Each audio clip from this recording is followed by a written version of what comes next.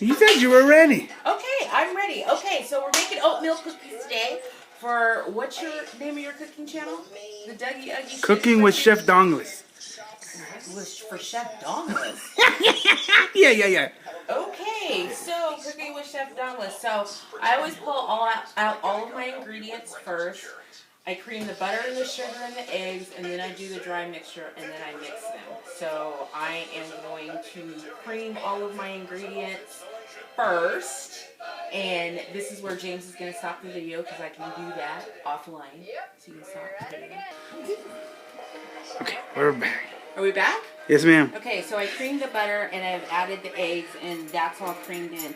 Now I'm going to add the vanilla. I always add extra vanilla. I feel like it adds to the flavor. So it calls for 2 teaspoons. I'm adding a full tablespoon and another squirt because that's the way I bake. And that is probably about as much as I'll add. And you want to mix that in? This is going to be so great. And then I add What? the wet ingredients. What's wrong? What did I do wrong? Anyway, I add the last of the wet ingredients, which is not called for in the recipe, but it is my secret ingredient that I add to all my cookies. It makes them softer and richer, and that's heavy whipping cream. This I don't measure. I just put in a splash or 2. And mix that in. Wait, what? Well, I can't. What? I'm short. What? Okay. And that's the consistency your creamed ingredients should be. That's a good shot. I should be a professional, man. Now I'm going to start on the dry ingredients. Usually I would suggest sifting your dry ingredients, but somebody has broken the sifter, so I will just work it out. That would be my Uncle Eric, everybody. For oatmeal, you're going to add flour, baking soda, cinnamon, salt, and the oats. Some people add raisins. I hate them, so I don't add them. The other ingredient that I add to my oatmeal cookies that won't call for in most recipes is nutmeg. It just broadens out the flavor a little bit. So start with the flour. 1.5 cups of all-purpose flour. That's 3, since I'm doubling. For a smarter, safer car. Diagnostic updates, pinpoint roadside and emergency assistance. Hum by Verizon. Put some smarts in your And since I don't have a sifter, I'm adding a little bit less than the recipe calls for because I don't want them to be dry. That's why he had the bag to clean up after his dog. That makes sense. Well, why else would he have a bag? Why else would there be a dog tied up outside a commercial? Now I'm going to do the baking soda. This is the one ingredient that I actually measure exactly. Picked up in the last 24. Mostly their owners lost them accidentally and are relieved when we call them.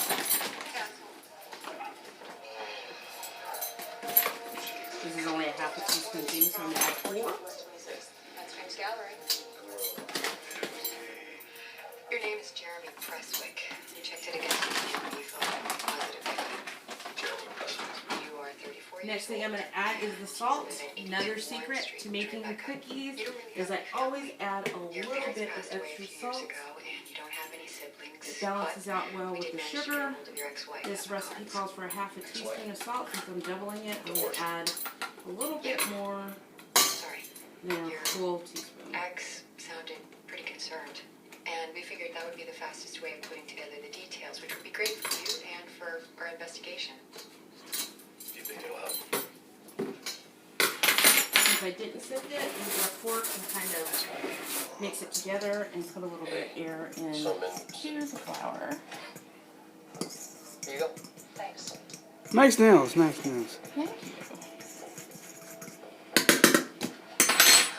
I'm going to start mixing in my dry ingredients with my creamed ingredients, usually about a third at a time. Yeah, right over there. Must be weird. Come I here. don't want you choking to death.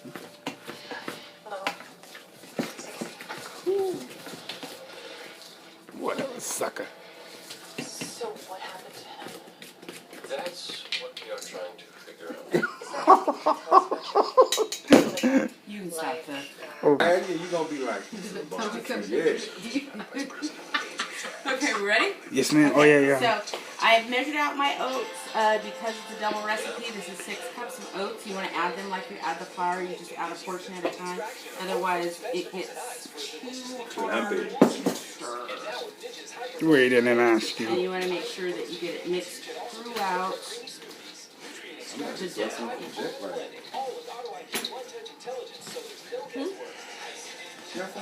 I'm gonna edit all this junk out of the video. Go ahead, Rich. Jet lag. Nah, she's been here long enough now. Dude, some people it take like a couple days. Like some people hit the ground running, then about 3-4 days later, boom. Buy, and again as you pay. It's cash back, then cash back again. And that's a cash back win-win. Siobhan just be eating the dough. I would. Yeah. Yeah. Look at that. Now that is prime time divine. What? Look at that. The other thing that a friend of mine taught me about cookie dough that I have found to be very true is even though you have some cookies that are meant to be refrigerated, there is no cookie recipe that will not be improved by staying in the refrigerator for 3 hours.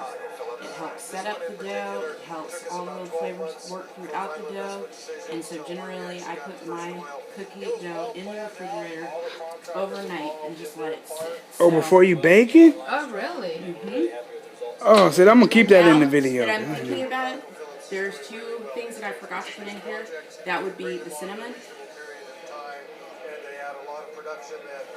and the nutmeg. Well, no, okay. Even your cookie dough in the fridge.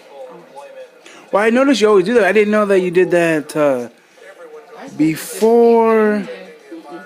I do it always before I bake it, unless I'm in a hurry for some reason. Well, aren't you in a hurry today? Well, you're more than welcome to bake some of these, but I just want to try the dough. oh, you haven't tried it. But since I added the cinnamon last, I'm going to stir it a little bit more than I normally would. Now you can also overwork the dough, right? For cookies? What do you mean overwork the dough? Stir too much.